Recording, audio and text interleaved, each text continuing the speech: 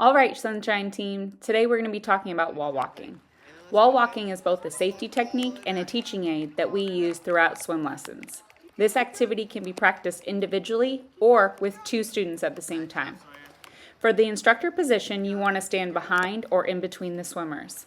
Make sure to have your hands available and hovering around the kiddos' backs for guidance and support. The starting position for wall walks, the swimmers will grip the edge of the pool with both hands. Their elbows will be bent and positioned underneath the water, and they'll be pulled in close to the water with their chin just above the water line. Their shoulders should be submerged, and their chest and hips should be close to the wall. Toes will be pressed against the wall underneath the water, and they should not dangle or float behind the body.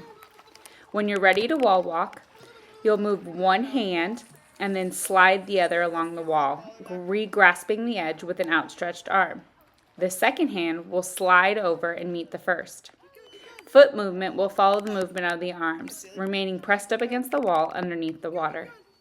Swimmers should not cross their arms while wall walking. This can cause them to lose their grip and slip underneath the water. Practice wall walking to reinforce safety and helping swimmers develop the confidence and body control in the water. This is also the start to helping them pull themselves out of the pool.